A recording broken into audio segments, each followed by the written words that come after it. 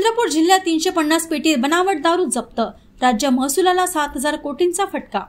चंद्रपूर जिल्हा स्थानिक गुन्हे शाखेच्या पथकाने चिमूर तालुक्यात एका आयशर वाहनातून 350 पेटी बनावट दारू जप्त केली आहे। विशेष म्हणजे गेल्या काही दिवसांत पोलिसांनी विविध कारवायांमध्ये सुमारे 1,09,00,000 रुपयांचा मुद्देमाल जप्त केला आहे। गडचिरोली जिल्हा हा दारूबंदी असलेला सीमावर्ती भाग असल्याने चंद्रपूर जिल्ह्यामार्गे गडचिरोली दारूची तस्करी मोठ्या प्रमाणात होत असते।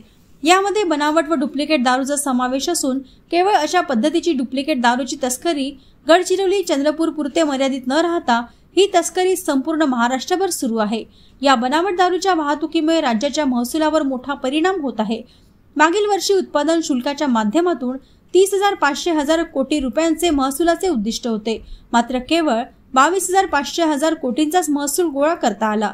यामुळे सुमारे 7,000 कोटींचा फटका राज्याच्या तिजोरीला बसला आहे। या पार्श्वभूमीवर भाजप नेते आणि आमदार सुधीर मुनगंटीवार यांनी विधानसभेत हा मुद्दा उपमुख्यमंत्री अजित पवार यांच्याही लक्षात आणून दिला होता। सोबतच आता गृह व उत्पादन शुल्क विभागाने बनावट दारू तस्करांविरोधात कडक कारवाई करण्याची मागणी सुधीर मुनगंटीवार यांनी केली आहे।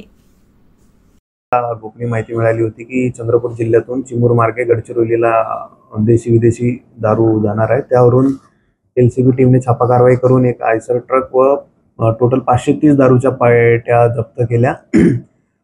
त्यामध्ये 350 देशी दारूच्या पेट्या नकली असल्याचे आढळून आल्या आणि आतापर्यंत पोलीस स्थानिक गुन्हे शाखेने पोलीस स्टेशन गोंडपिंपरी हद्दीत मार्च महिन्यात आणि 11व्या महिन्यात कोरपण हद्दीत अशा नकली दारूच्या पेट्या पकडलेल्या। देशी दारूच्या टोटल तिथे गोंडपिंपरी 300 पेट्या आणि कोरपण्यात 475 पेट्या, टोटल 1,09,00,000चा मुद्देमाल आम्ही जप्त केलेला आहे। 3 कारवाया चंद्रपूरमध्येच नव्हे, महाराष्ट्रामध्ये मोठ्या प्रमाणावर अशी अवैध दारू, अवैध म्हणण्यापेक्षा डुप्लिकेट दारू, नकली दारू याचा मोठ्या प्रमाणावर आवक होते आहे।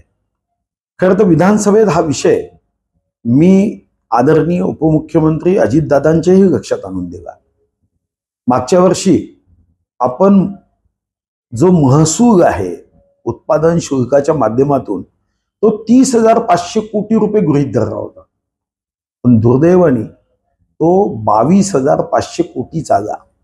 आणि जेव्हा आपला महसूल साधारणतः 7,000 कोटींनी कमी झाला तेव्हाच मी ही भीती विधानसभेत व्यक्त केली की मोठ्या प्रमाणावर महाराष्ट्रामध्ये नकली दारू किंवा बनावट किंवा अशा पद्धतीची दारू बाहेरून येते आहे, ज्याच्यावर उत्पादन शुल्क भरल्या जात नाही। आणि गृह विभागाने एक्साइजनी या संदर्भातली कडक कारवाई तर केलीच पाहिजे।